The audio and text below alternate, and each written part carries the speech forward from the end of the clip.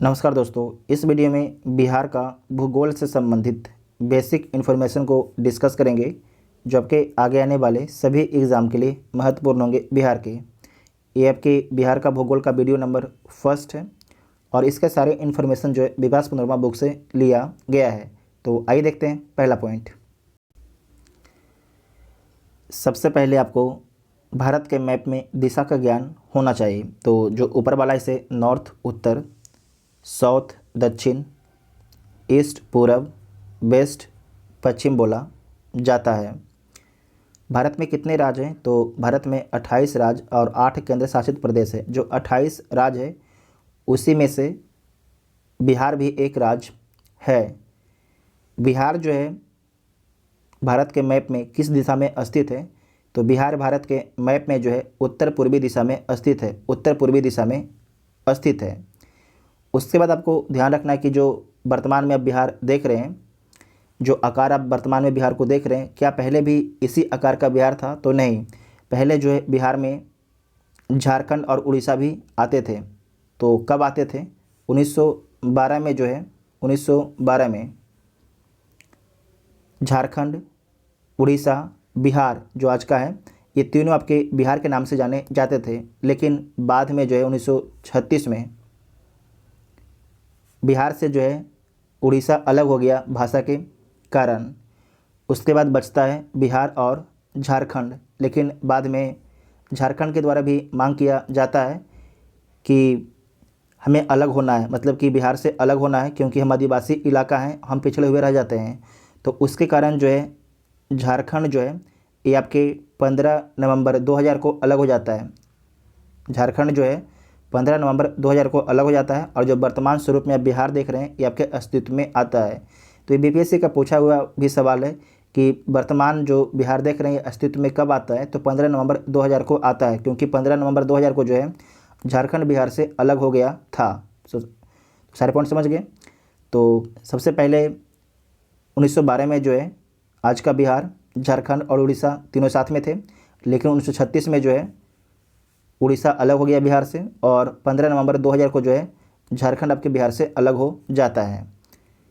उसके बाद आपको समझना है कि जो कर्क रेखा है, क्या कर्क रेखा बिहार से होकर गुजरती है? तो कर्क रेखा आपके बिहार से होकर नहीं गुजरती है।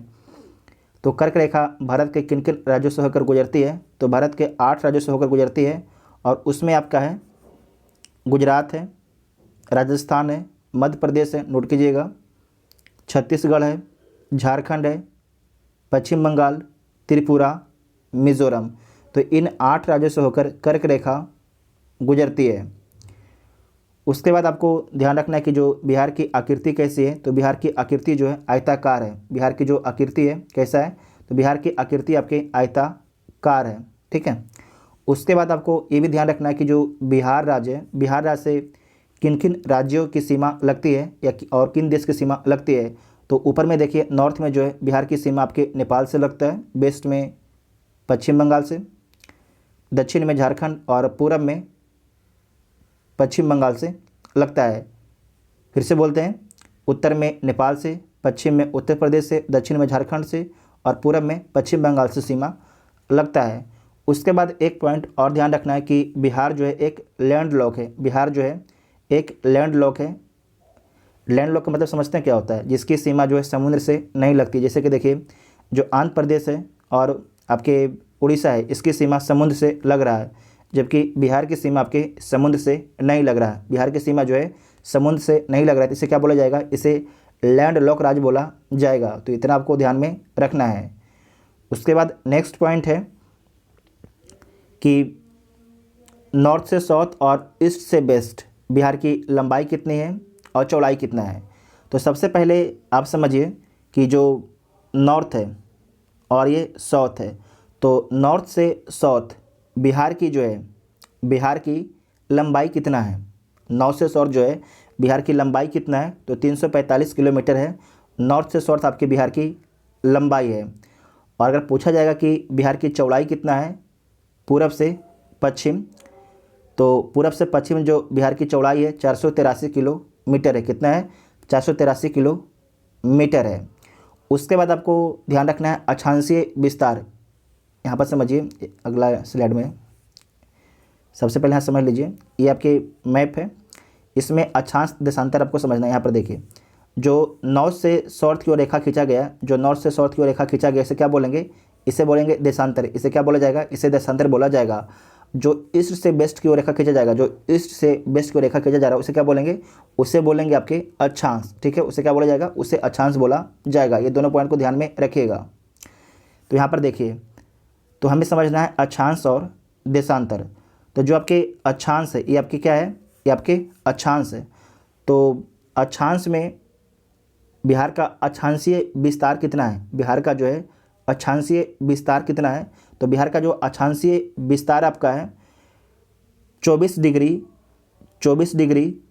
20 मिनट 10 सेकेंड से 10 सेकेंड उत्तरी अक्षांश से जो है 27 डिग्री 31 मिनट 15 सेकेंड उत्तरी अक्षांश तक आपके बिहार का विस्तार है।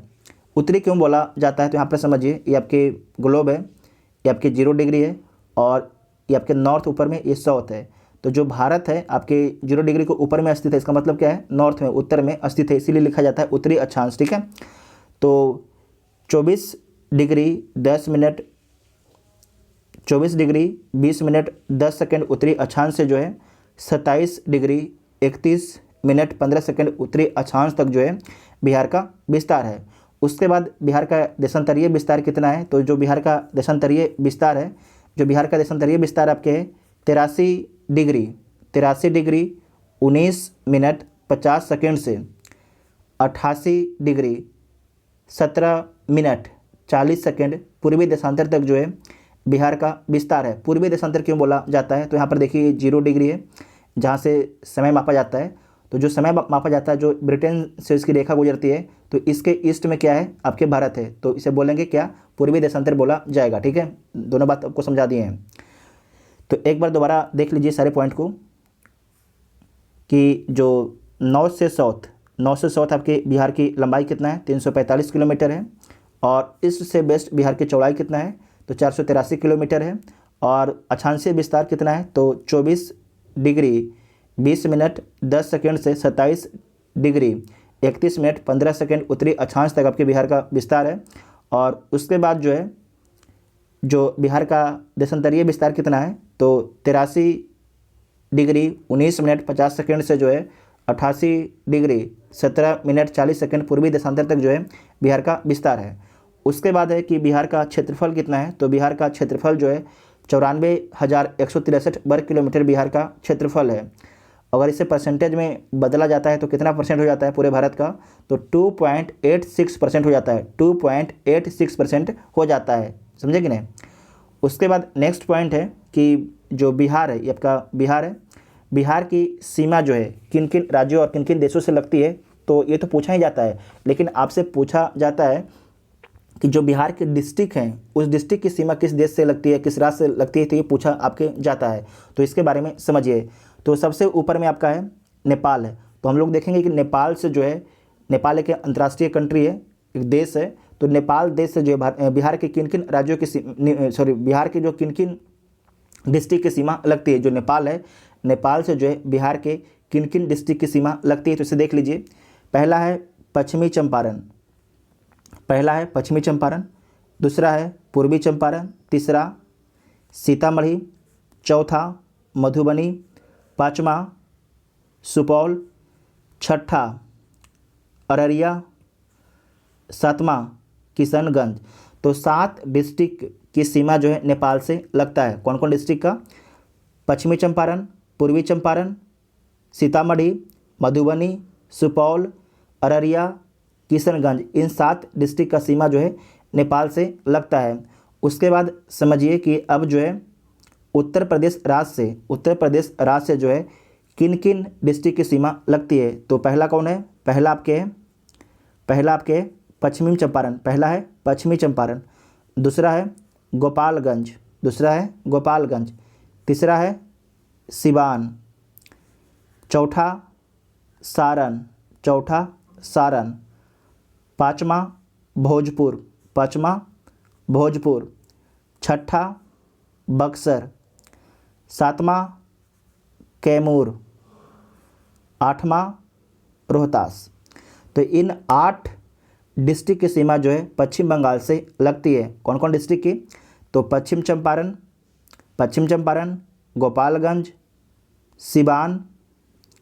सिवान, सारण, भोजपुर, बक्सर, कैमूर, रोहतास। तो इन 8 डिस्ट्रिक्ट के बारे में आपको ध्यान रखना है। जो आपके नेपाल था, नेपाल से कितने डिस्ट्रिक्ट की सीमा लग रही थी? तो 7। और उसके बाद जो उत्तर प्रदेश है, उत्तर प्रदेश से कितने डिस्ट्रिक्ट की सीमा लग रही है बिहार के? तो 8। उसके बाद है झारखंड। झारखंड के जो है, झारखंड से कितने डिस्ट्रिक्ट की सीमा लगती है बिहार के? तो देख लीजिए, रोहतास 1, औरंगाबाद 2, गया 3, नवादा 4, जमुई 5, बांका 6, भागलपुर 7 और कटिहार 8। तो 8 डिस्ट्रिक्ट की सीमा आपके झारखंड से भी लगता है। किसे किसका लगता है फिर से देख लीजिए। रोहतास है, मेरे साथ में बोलिएगा, रोहतास है, औरंगाबाद है, स्क्रीन को देखते हुए, गया, नवादा, जमुई, बांका, भागलपुर और कटिहार है। उसके बाद है पश्चिम चंपारण, वेस्ट बंगाल है। कौन है? वेस्ट बंगाल। जो वेस्ट बंगाल है, मतलब कि पश्चिम बंगाल है, पश्चिम बंगाल से जो है किन किन डिस्ट्रिक्ट की सीमा लगता है? तो किशनगंज से, पूर्णिया से और कटिहार से। तो इन 3 डिस्ट्रिक्ट का सीमा जो है वेस्ट बंगाल से लगता है। कौन कौन लगता है? कटिहार का लगता है, पूर्णिया का लगता है और किशनगंज का लगता है। ये तीनों आपको ध्यान में रखना है। सबसे अधिक जो वर्षा है बिहार के किस डिस्ट्रिक्ट में होता है?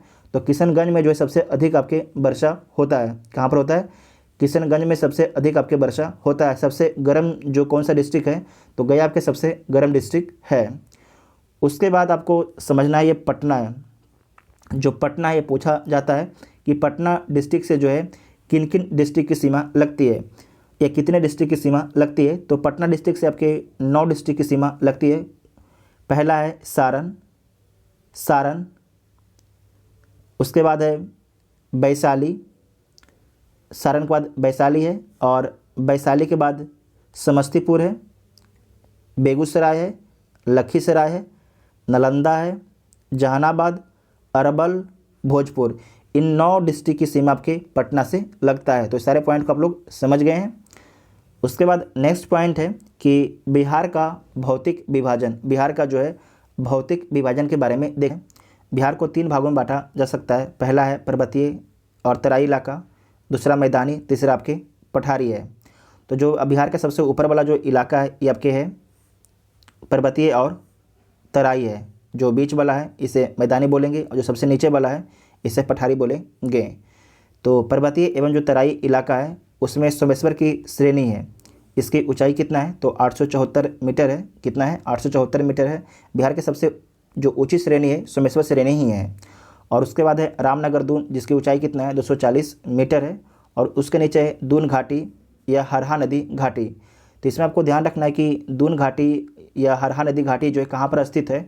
तो सोमेश्वर श्रेणी और जो रामनगर दून है उसके बीच में आपके स्थित है दून घाटी या हरहा नदी घाटी स्थित है। उसके बाद है मैदान। जो मैदान है ये आपके बिहार के 95% इलाके पर आपके मैदान का विस्तार है। तो इसमें आपके जो मैदान है उसे 2 भागों में बांटा गया है। जो गंगा नदी है बिहार को 2 भागों में बांटती है, नॉर्थ और साउथ में। तो इसे बोला गया है उत्तरी गंगा का मैदान और दक्षिणी गंगा का मैदान। तो जो उत्तरी गंगा का मैदान में कौन कौन आता है? तो घाघरा, गंडक, दोआब आता है। इसे हम लोग मैप में भी समझेंगे। गंडक, कोसी, दोआब आता है। कोसी, महानंदा नदी, दोआब आता है। उसके बाद है आपके दक्षिण गंगा के मैदान में कौन कौन आता है? तो गंगा, सोन, दोआब आता है, मगध का मैदान आता है और अंग का मैदान आता है। उसके बाद तीसरा पॉइंट है पठार। तो पठार के बारे में देख लीजिए। तो जो कैमूर का पठार है ये आपके इस इलाके में जो है कैमूर का पठार है। राजमहल की पहाड़ियाँ, इस इलाके में आपके राजमहल की पहाड़ियाँ हैं। उसके बाद अन्य भी पहाड़ियाँ हैं, जैसे गया की पहाड़ियाँ हैं जिसकी ऊंचाई 266 मीटर है। राजगीर की पहाड़ी जिसकी ऊंचाई कितना है? 466 मीटर है। और खड़गपुर, इसकी ऊंचाई कितना है? 510 मीटर है। गिरिया की पहाड़ियाँ हैं, जमुई, शेखपुरा बराबर की पहाड़ियाँ आपके स्थित हैं।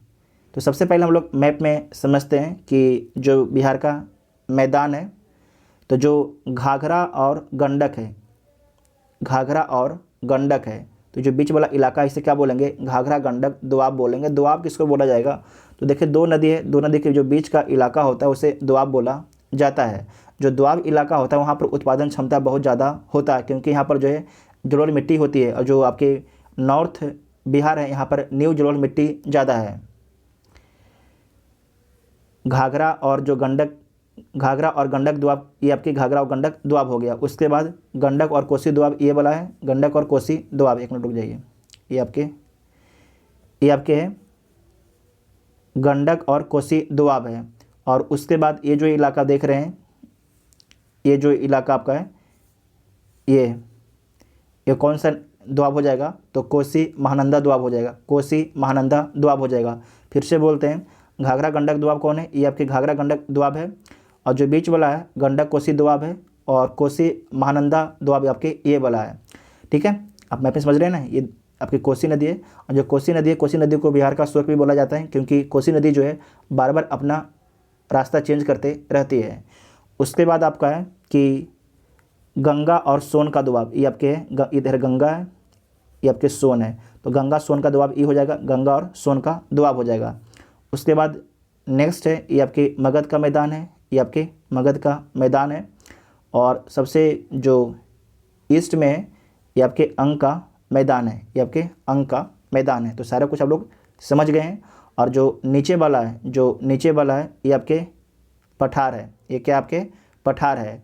शिवालिक का पर्वतीय भाग जो है यहाँ पर देखिए, ये आपके जो इलाका था, ये आपके शिवालिक का पर्वतीय भाग का यहाँ पर आपके विस्तार है, जहाँ पर आपके सोमेश्वर श्रेणी, रामनगर दून स्थित है। उसके बाद आपसे एक सवाल पूछा जाता है कि कौन से जो चट्टानें हैं कहाँ पर पाई जाती है। जैसे कि पूछेगा कि धारवाड़ क्रम की चट्टानें कहाँ पर पाया जाता है, विंध्य क्रम की चट्टानें कहाँ पर पाया जाता है, तो इन सभी को हम समझते हैं यहाँ पर। तो सबसे पहले आपको समझना है आर्कियन या धारवाड़ क्रम की चट्टानें ये कहाँ पर पाया जाता है। तो आप देख रहे हैं यहाँ जो कैमूर और रोहतास छोड़ के, कैमूर और रोहतास छोड़ के जो है, जो इस इलाके में सारे डिस्ट्रिक्ट हैं, उन सभी डिस्ट्रिक्ट में जो है आर्कियन एवं धारवाड़ क्रम की चट्टानें पाई जाती है। यहाँ पर कुछ उदाहरण में दिया गया है, गया, मुंगेर, शेखपुरा, राजगीर, खड़गपुर, औरंगाबाद, इन सभी डिस्ट्रिक्ट में जो है आर्कियन धारवाड़ क्रम की चट्टानें पाया जाता है। तो सबसे जो पुराना चट्टान कौन है, तो जो धारवाड़ क्रम की चट्टान है सबसे पुराना चट्टान है, ध्यान रखिएगा, सबसे पुराना चट्टान कौन है, तो धारवाड़ क्रम की जो चट्टान है सबसे पुराना चट्टान है। उसके बाद है जो धारवाड़ और आर्कियन आपके चट्टान है, उससे नया कौन है, तो जो विंध्यन क्रम की चट्टान है उससे नया है। और जो विंध्यन क्रम की चट्टान है इसका विस्तार केवल और केवल रोहतास और कैमूर में हुआ, केवल और केवल रोहतास और कैमूर में होता है। उसके बाद तीसरा पॉइंट है कि टर्सरी युग की चट्टानें, जो टर्सरी युग की चट्टानें हैं इसका निर्माण जो है शिवालिक से होता है, इसका निर्माण जो है शिवालिक से होता है। जो सोमेश्वर पर्वत श्रेणी है, जो रामनगर दून है, इसका जो सोमेश्वर श्रेणी और रामनगर दून है ये किसका विस्तार है, तो आपको ध्यान रखना है ये शिवालिक जो पर्वत है उसी का ही विस्तार है, सोमेश्वर पर्वत और रामनगर दून। ठीक है, तो जो टर्सरी युग की चट्टानें कौन है, तो सोमेश्वर पर्वत और रामनगर दून जो है ये आपके टर्सरी युग की चट्टानें पाए यहाँ पर जाता है। फिर से बोलते हैं, जो सोमेश्वर पर्वत है, रामनगर दून है, जो दून घाटी है, यहाँ पर जो है टर्सरी युग की चट्टानें पाई जाती है। तो सबसे पुराना कौन हो गया, आर्कियन या धारवाड़ चट्टान, दूसरा है विंध्यन, और तीसरा कौन है, तो टर्सरी युग की चट्टानें जो आपके सोमेश्वर पर्वत, दून घाटी, रामनगर दून आपके टर्सरी युग की चट्टानें हैं, जिसका विस्तार जो है पश्चिमी चंपारण और पूर्वी चंपारण में उसका विस्तार है। उसके बाद है मैदान, जो मैदान का निर्माण कब होता है, तो जो मैदान है उसका निर्माण प्लीस्टोसीन काल में होता है, पूछा जाएगा आपसे। तो जो मैदान है, मैदान का निर्माण सबसे लास्ट में होता है। जो मैदान है बिहार का, इसका निर्माण कैसे होता है, तो जो भी नदियां हैं उनके द्वारा जो भी आपके सिल्ट लाया गया था, तो उन जो सिल्ट था नदी का, वह सिल्ट लगातार जमता गया, और उस जमाव के कारण ही बिहार के जो मैदान है उसका निर्माण होता है। तो जो बिहार का मैदान है उसका निर्माण कैसे होता है, तो जो नदी आपके सिल्ट लाती है उस सिल्ट के माध्यम से ही आपके जो बिहार का मैदान है उसका निर्माण होता है। इतना आप लोग समझ गए हैं। नेक्स्ट है सोमेश्वर दर्रा, भिखना ठोरी दर्रा, मरवात दर्रा, ये तीनों कहाँ पर स्थित है, तो पश्चिमी चंपारण में तीनों स्थित है और सोमेश्वर के श्रेणिया में स्थित है। और ये तीनों जो दर्रा है नेपाल और भारत के बीच में आवागमन उपलब्ध कराते हैं। एक बार दोबारा देख लीजिए कि सबसे पहले किसका निर्माण होता है। तो सबसे पहले धारबार रॉक का निर्माण होता है। उसके बाद किसका निर्माण होता है, तो विंध्यन रॉक का निर्माण होता है। जो विंध्यन रॉक जो है इसका विस्तार केवल और केवल बिहार के जो है कैमूर और रोहतास डिस्ट्रिक्ट में है। उसके बाद जो है टर्सरी रॉक का निर्माण होता है। जो टर्सरी रॉक है किसका पार्ट है, तो शिवालिक का ही पार्ट है। और लास्ट में जो है आपके जो बिहार का मैदान का निर्माण होता है। और बिहार का जो मैदान का निर्माण होता है जलोढ़ मिट्टी से होता है। जलोढ़ मिट्टी आते कहाँ है, तो नदियों के जो बहाव है, नदी के बहाव के द्वारा जो है हिमालय से छोटे छोटे कण लेके आया जाता है। और जो कण होता है धीरे धीरे आपके जो बिहार के मैदान है वहाँ पर जमा हो गया और धीरे धीरे आपके एक मैदान का रूप ले लेता है।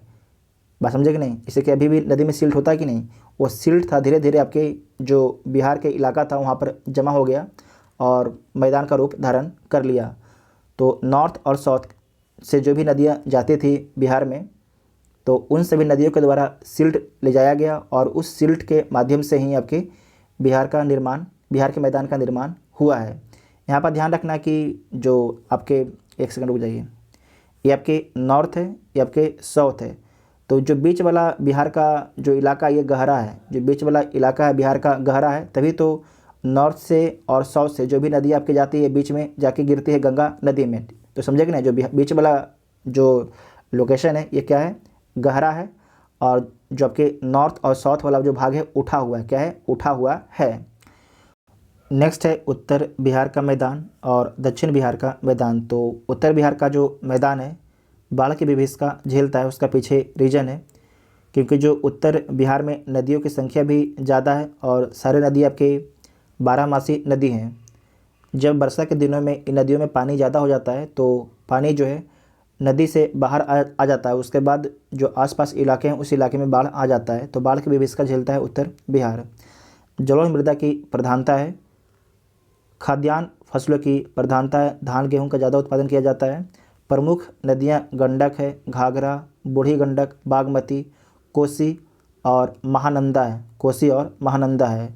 कुल क्षेत्रफल का लगभग जो है 62% हिस्से में उत्तर बिहार का मैदान का विस्तार है। चौर, मन, दियारा क्षेत्र का अवस्थिति है उत्तर बिहार के मैदान में। चौर है ये बारिश के दिनों में छिछला पानी जब खेत में लग जाता है तो उसे क्या बोल लेते हैं, उसे चौर बोला जाता है। मन क्या होता है, तो जो नदी होता है टेढ़ा मेढ़ा बहता है, ठीक है। लेकिन जब बरसात के समय में नदी सीधा बहने लगता है तो जो इलाका था ये क्या होगा, आपके जो मेन नदी से कट गया उसे बोलते हैं गोखुल झील। तो जो गोखुल झील है उसे मन बोल दिया जाता है। दियारा क्षेत्र किसे बोला जाता है, तो आपके चारों साइड आपके पानी हो जाएगा और बीच में एक कोई स्थल हो जाएगा, उसे क्या बोला जाएगा, उससे दियारा क्षेत्र बोला जाता है। उसे समुद्र में टापू बोला जाता है, ठीक है। जो मन है इसका ज़्यादातर आपको विस्तार किस डिस्ट्रिक्ट में देखने के लिए मिलता है, तो पश्चिम चंपारण, पूर्वी चंपारण, जो कोसी नदी है उसके आसपास के इलाके में ज़्यादातर जो मन है, जो गोखुल झील है उसका उदाहरण देखने के लिए आपको मिल जाएगा। उसके बाद नेक्स्ट है दक्षिण बिहार का मैदान के बारे में देखिए। तो दक्षिण बिहार का मैदान जो है सूखा प्रभावित है क्योंकि दक्षिण बिहार से जो भी नदियाँ जाती है गंगा में वो आपके बरसाती नदियाँ हैं। बरसात के दिनों में उसमें पानी होता है, बाकी समय पानी सूख जाता है। बांगर मिट्टी की प्रधानता है। खाद्यान्न के साथ साथ सब्जी, मोटे अनाज, दलहन आदि का भी प्रधानता आपके है दक्षिण बिहार में। जो सब्जी है बिहार, नालंदा, इन सभी डिस्ट्रिक्ट में जो है सब्जी का उत्पादन ज़्यादा किया जाता है और खाद्यान्न का भी उत्पादन आपके दक्षिण बिहार में किया जाता है। उसके बाद है दलहन, जो टाल क्षेत्र होता है वहाँ पर दलहन का उत्पादन बहुत ज़्यादा किया जाता है। प्रमुख नदियाँ कौन है, तो कर्मनाशा है, सोन है, पुनपुन है, फल्गु आदि प्रमुख नदियाँ हैं दक्षिण बिहार की। टाल क्षेत्र की अवस्थिति जो है आपकी कहाँ पर है, तो दक्षिण बिहार में ही स्थित है। जो टाल क्षेत्र होता है वो झील का ही एक रूप होता है टाल क्षेत्र। तो जो बेसिक जानकारी था हम लोगों ने डिस्कस कर लिया है। उसके बाद हम लोग बिहार की जो जलवायु है उसके बारे में समझेंगे अगले लेक्चर में। तो आपको वीडियो कैसा लगा उसके बारे में कमेंट करके ज़रूर बताइएगा। Thank you.